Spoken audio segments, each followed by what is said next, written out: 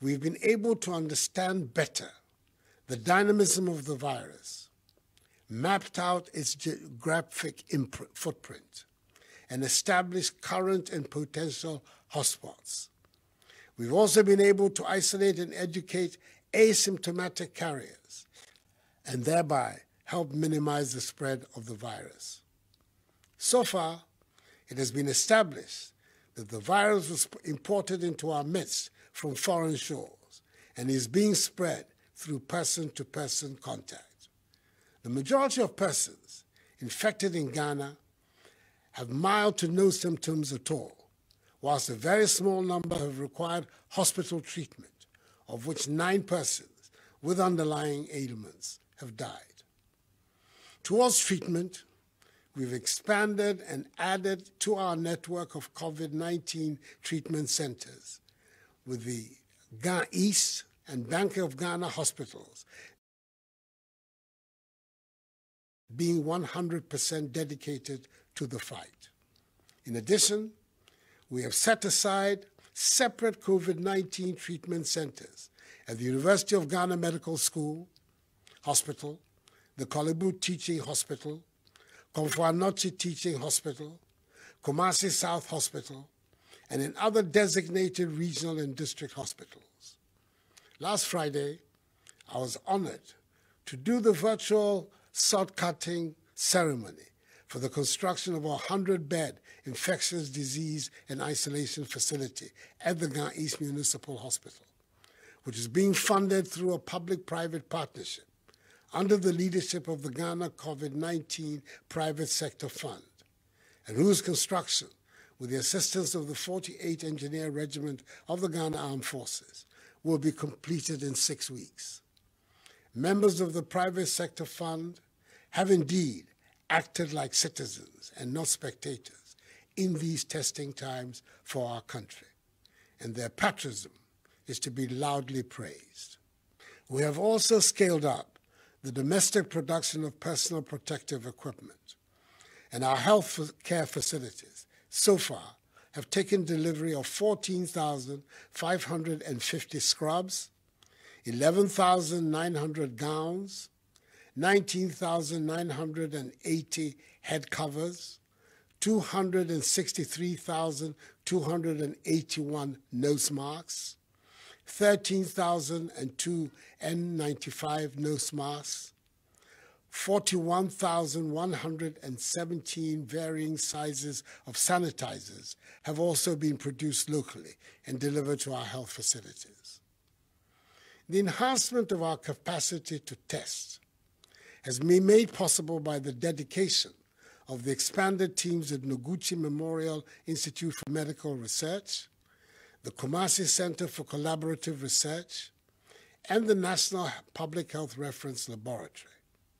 Further, we're making significant investments in the laboratories of the Veterinary Laboratory, Accra, the Center for Scientific and Industrial Research Laboratory in Accra, the Police Hospital, the 37 Military Hospital, the University of Health and Allied Sciences in Ho, the Veterinary Services Department in Sekondi Takoradi, the Public Health Laboratory in Tamale, the War Memorial Hospital in Navrongo, and the Cape Coast Teaching Hospital, so they can also use PCR technology.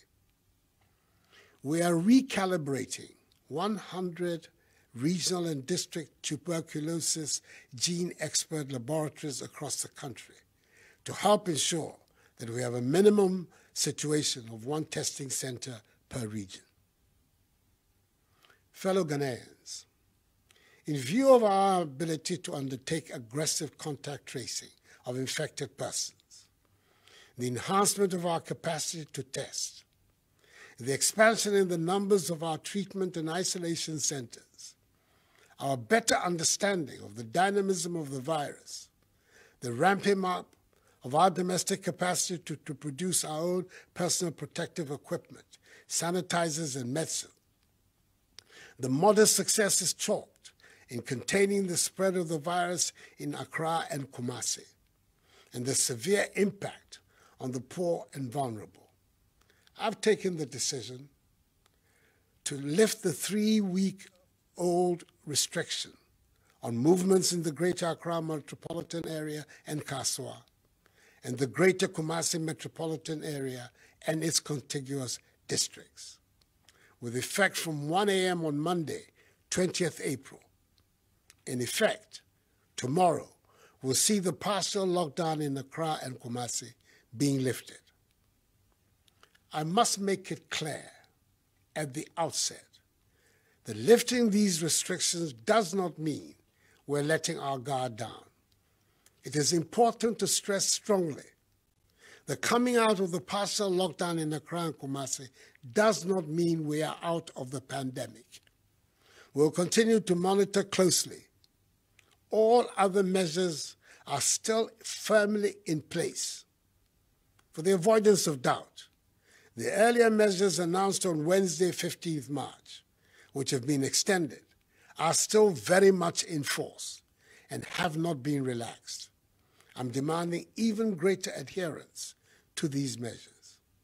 In here, I'm referring to the suspension of all public gatherings, including conferences, workshops, funerals, parties, nightclubs, drinking spots, beaches, festivals, political rallies, religious activities, and sporting events. All educational facilities, private and public, are to remain closed. Businesses and other workplaces can continue to operate, observing staff management and workplace protocols with a view to achieving social distancing and hygiene protocols. Operators of public transport, including our buses, trotros, and taxis, are to continue to run with a minimum number of passengers, as they have been doing for the last 3 weeks in maintaining social distancing. They must also continue to ensure the maintenance of enhanced hygienic conditions in all vehicles and terminals by providing, amongst others, hand sanitizers, running water, and soap for washing of hands. Domestic airlines are required to adhere to the same protocols.